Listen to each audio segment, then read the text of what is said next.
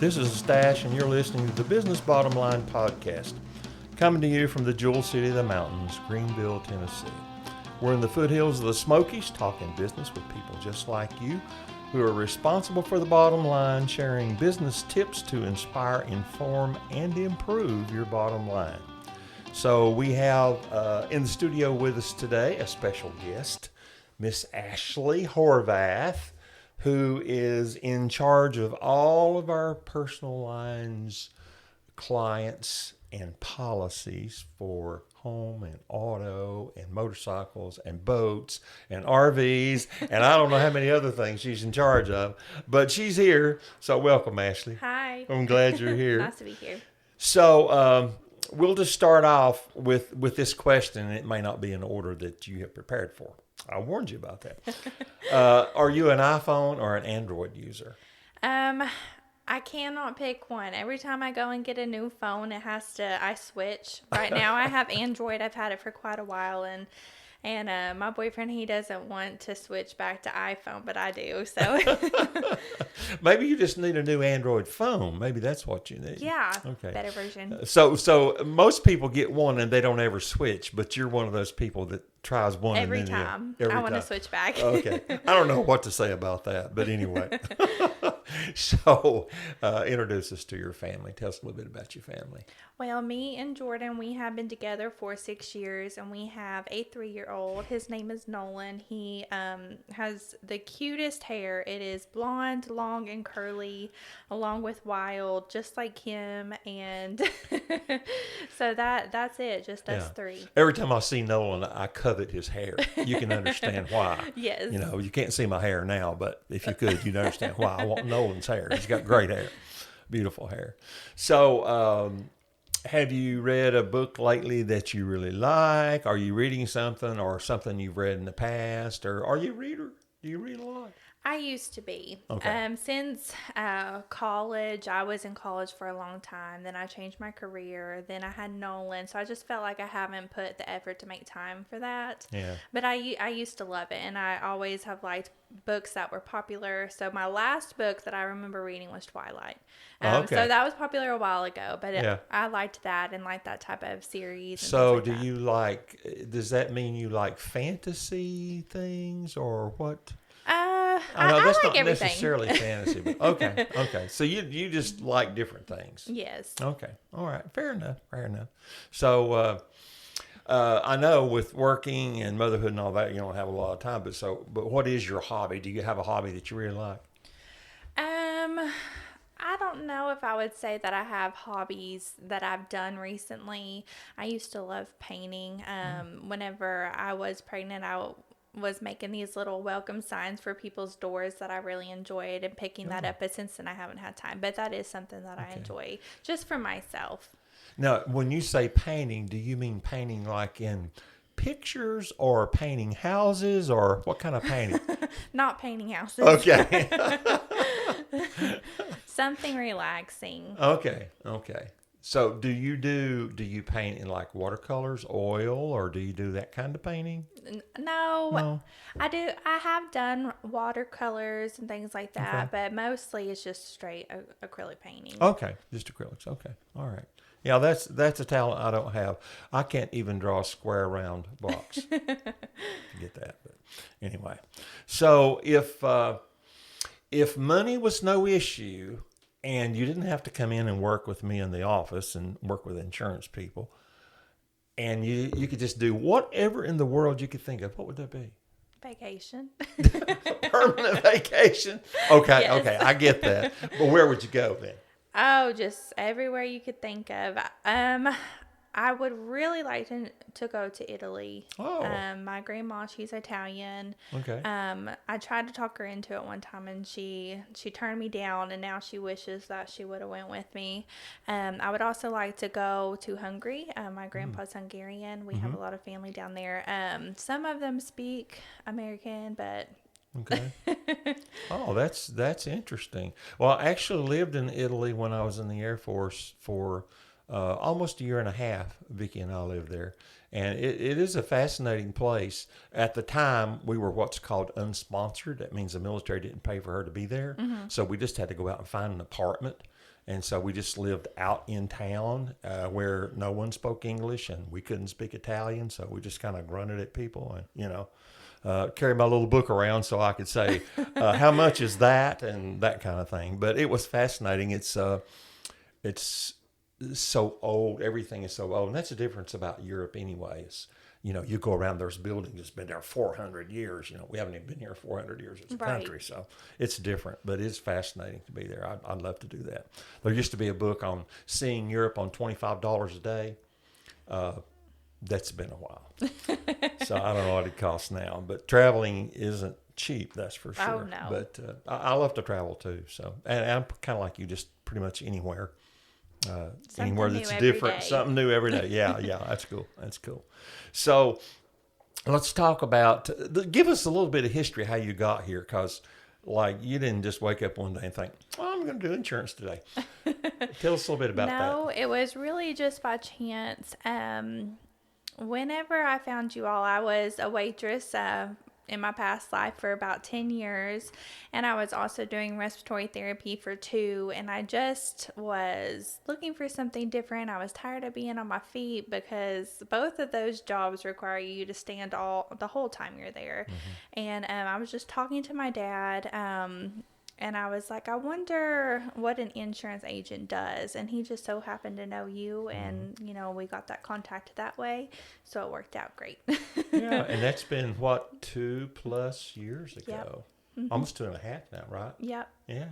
Okay. So you're like, you're in, you can't get out now. No. I don't think y'all will let me. No, we're not going to let you leave now. We just have to close up if Ashley wasn't here. So, kind of give us a picture of what's it like being Ashley. What's it like in your daily life, work life? What's that look like? Okay, so pretty much I kind of do the same thing. Well, I don't want to say I do the same thing every day because I definitely don't do that, but I have pretty much the same routine. I like to come in and check my emails, check my tasks, and prioritize things. I like to do small tasks or servicing tasks first thing, just get them off my plate. Then I like to, then do it if I have any issues, which is very rare, but if something needs to be done, we definitely do that. And then we just manage the book of business that we have. So that includes quoting new business, looking at renewals, contacting clients that we already have just to make sure everything is going good and things like that. Okay. So it's busy, and you come to work in the mornings and work into the afternoon. Not quite all day yet, but it's a busy day. Most days, yes, there's a lot going on. It's not like one person that knows me says I just sit and play on the computer all day. That might be what it looks like. That can be what it looks like, but that's not really what it is. That's not really what it is. So, and then of course after work, you got to go home and take care of Nolan and all that entails taking care. And was he 3 now? Yes. Yeah, just turned 3. Okay, and a ball of energy. Yes. Yeah. He does not like to be by himself just yet. And that includes playing, watching TV, just anything that he's doing you have to do. So I remember that period when our son would say, watch me swing. He just now got into that. Did he? Yes. Everything he does, watch me, and it's just like a little jump. Yeah. I remember that clearly when our son was small. He couldn't do anything unless you watched him. He wanted you to watch him do everything and participate, however that looked. But yeah, that's normal. That's normal place. So tell me what is one of your biggest challenges in what you do? I know that's kind of broad, but what's a big challenge that you kind of feel like, oh, this is a real challenge for me? Is there something that stands out like that? Well, I think within this world, and even how I used to think before, really being in business, was everything has to be instant. So the biggest challenge is that mindset for me, and thinking that all my clients feel that way. So if somebody calls, I always feel like I have to do it right then, right now. That's my biggest challenge, is just myself and worrying about that, because I don't like to prioritize anything. I don't like to put anything off. and procrastinate in that way. So that's it. Yeah, so it's hard. You're saying it's hard for you to have a to-do list and you can see the 5 things and you want to get them all done right Yes, now. yes. Yeah, yeah. That's why I said if there's small things first thing in the morning, I Uh-huh. do that because I just want them off my list. Uh-huh. Okay. Yeah, that long to-do list can be kind of depressing, especially when you realize I'm not going to get all that done today. You know, Yes. that can be kind of depressing. It can. But the truth is, even in our business, if you don't have kind of what we call a flow and things moving along, uh, it's difficult to handle all the tasks you have because they all can't be done instantly. Right. And invariably, some are more complicated than others, right? Right. From I need an ID card to I need to take a car off and put a car on, or whatever, change my house because I build a new sunroom or whatever it might be. Yeah, lots of different things. Lots of different things. So they have to be prioritized in some way. So you do pretty much everything on the computer? No, there's some times where I have to go out and go look at somebody's property and do measurements and take photos. I've started enjoying that, but most of the day, most of my time is on the computer. Yeah. I want to pose this to you because we talk about this a lot inside. We talk about this is a relationship business, and we want to have a good relationship with the people that trust us with their insurance. And so talk a little bit about the different ways that you have to deal with relationship, because especially since COVID, not everybody shows up in the office. I mean, some people come in the office to do things, but more often than not, it's a phone call, an email, a text, or something other. So how do you approach a relationship when you don't really see the person? I think for me, it's been easy. I started out during COVID, and that part has come easy to me. The only thing that sometimes is a little bit tough is email or text, because sometimes people will come off as just like brash and you just.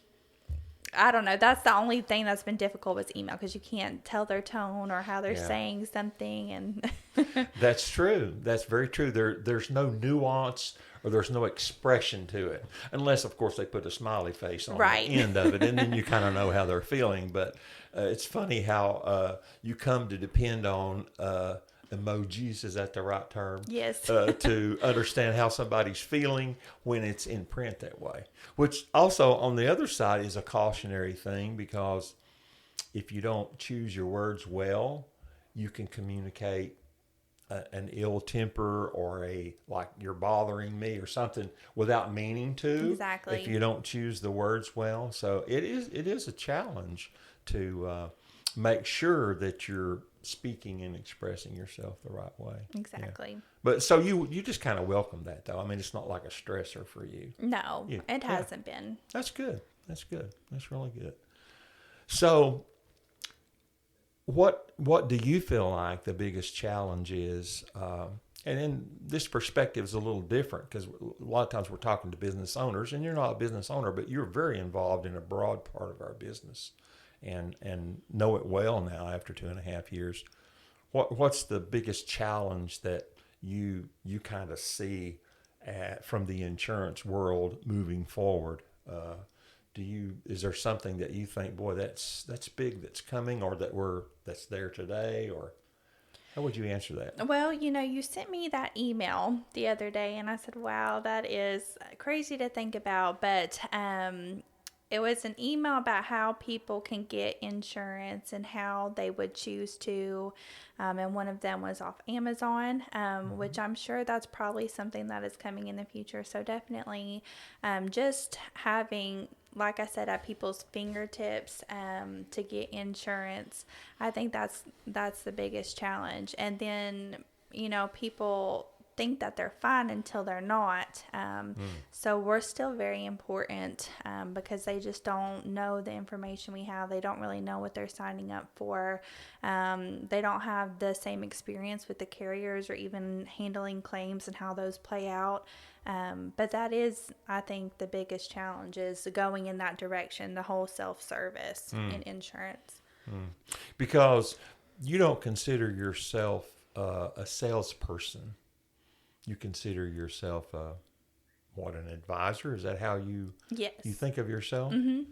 So you have learned a lot in the last 2 years about how insurance works, so you can help other people understand. And still learning, yes. And still learning, yeah. And it's one of those businesses like other things, really, that you never learn all you need to learn. You just keep learning because things change and you have to constantly update what you know. Yes. Sometimes what you knew last year is not how it is today, and Yes. you have to learn it. That's true. That's true. So how would you say what you do helps people or helps other people? How would you describe the way you help people? I think that by having insurance and the way that I help them, it just puts their mind at ease at certain things. I feel like I help people the most whenever they're a new client to me, and I was able to look at everything that they own and what property that they have, and express what I feel like they need in their policy and go over coverages, and let them decide what they want and need. But I think that is how I help people the most, is just by being able to be there and explain to them, what is actually here, because it looks good. Every single deck page looks the same, but all policies are not. That's true. So it's good to know stuff like that. Yeah.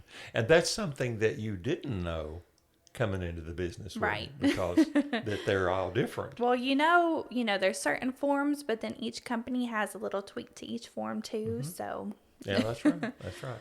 And it's a process, like you say, you just keep adding to the knowledge because it takes time to absorb all those variances and different information. And of course, different websites, because they all work a little different. So it's a challenge. I've often said that being an independent insurance agent, meaning we deal with a lot of different companies, is by far the most difficult way to be in the business. yes, definitely. Yeah, because if you just had one company, you could just learn everything about them and Know everything all the time. yeah, you know everything all the time. But in the way we do it, and of course we do that to try to offer choices and options, so that regardless of what the need they have, we can help them with it, because we have different companies that help us with that. Okay. Or is there any particular way you see the future unfolding in insurance that it's not today, or do you think about those kinds of things?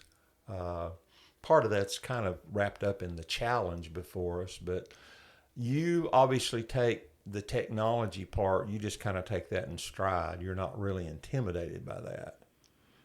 With the technology that we have, but if it advances, I don't know. Well, it never seems to stay the same. It's always... I just don't know, like, what more could happen. Yeah, I know. It's hard to imagine the future, but it's changed a lot. Even in the time you've been here, things have changed quite a bit. The things that we use are different. And of course, I'm constantly saying, Ashley, you need to learn to do this. Yeah. And you always do. So, yeah. So if you were going to say the best tip that you could give somebody, and I know you don't work with businesses every day, you do a little bit. You talk to people and help facilitate information and things, but just thinking about our business and how we do things, what kind of a tip would you give somebody and say, this would be good if you did this, you'd be more successful? Just stay true to yourself and just make sure that you find a place that not necessarily that you fit in, but you feel comfortable in. I think is the most important. Just to find a place that you enjoy and you enjoy who you are when you're there. Okay. That's good advice, because it's hard to give yourself and give your best if you don't like or enjoy what you're doing. Right. So that's an important piece of it. Well, thanks for taking time to talk to us today. Thanks for being part of the team here at the office, and for what you do in helping clients with those sometimes difficult decisions and sometimes information they need and they didn't even know it, but you helped them see it. So thank you for that, Ashley. Thanks. Appreciate it.